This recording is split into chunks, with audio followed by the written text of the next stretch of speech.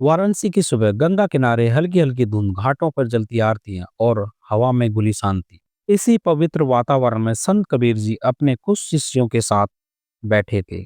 उनकी आंखों में वही सरलता, वही ओज जो किसी साधारण इंसान में दिखाई ही नहीं देती। उन शिष्यों में एक था पलटू, तेज, मन से भला पर भीतर से थोड़ा अधीर। उसे लगता था कि वह कबीर की सारी बातें समझ चुका है। वह कई बार सोचता, मेरी भक्ति सच्ची है, अब मुझे किसी परीक्षा की जरूरत नहीं। लेकिन गुरु का मार्ग बिना परीक्षा के पूरा नहीं होता।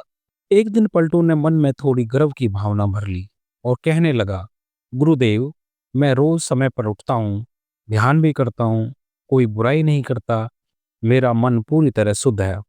कबीर जी मुस्कुराए। वे जानते थे कि पलटू में अभी भी एक बारीक सी परत अहंकार की बची है। उन्होंने धीरे से कहा, पलटू, भक्ति सिर्फ नियम निभाने का काम नहीं है। सच्ची भक्ति तब दिखाई देती है जब इंसान कठिनाई में भी विनम्र रहे और हर जीव के प्रति करुणा रखे। पलटू ने सिर तो हिला दिया, पर दिल में अभी भी वह अपने आप को श्रेष्ठ समझ रहा था। अगली सुबह कबीर ने पलटू को बुलाया और बोले, आज तुम मेरे साथ चलो, एक काम है। दोनों शहर की ओर चल पड़े। रास्ते में कबीर ने एक टूटी मैले कपड़ों वाली बूढ़ी महिला को देखा। वह कमजोरी से गिरने ही वाली थी। कबीर जी बोले, पलटू, उसे सहारा दो और घर तक छोड़ आओ। पलटू ने मन में सोचा, ये मेरा काम क्यों, मैं तो साधना में लगा हुआ हूँ, ये तो कोई भी कर सकता है। लेकिन उसने अनमने मन से उस महिला को सहारा दिया। रास्ता संकरा था। महिला बार बार रुकती, फिर आगे बढ़ती। पलटू का धैर्य टूटने लगा। वह सोच रहा था, गुरुजी ने मुझे ये कठिन और गंदा काम क्यों दिया। लेकिन वह चुपचाप चलता रहा। बूढ़ी महिला ने घर पहुंचकर कहा, बेटा, भगवान तुम पर कृपा करे। पलटू ने बस हल्की मुस्कान दी और तेजी से कबीर के पास लौट आया। कबीर ने देखा कि पलटू भीतर से परेशान है। उन्होंने फिर कहा, चलो पलटू, अब एक और काम। दोनों आगे बढ़े। इस बार रास्ते में एक व्यापारी खड़ा था। उसकी बैलगाड़ी कीचड़ में धंसी थी। कबीर जी बोले, पलटू, उसकी गाड़ी बाहर निकालने में मदद करो। पलटू के कपड़े साफ थे। मन में फिर वही शिकायत उठी, कीचड़ में उतरूंगा, कपड़े खराब हो जाएंगे।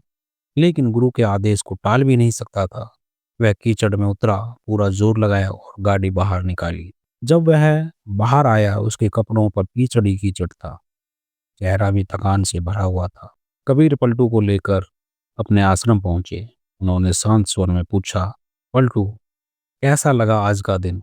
पलटू थक चुका था। बोला, गुरुदेव, आपने मुझे ऐसे काम क्यों करवाए जो एक साधक के लिए ठीक नहीं लगते।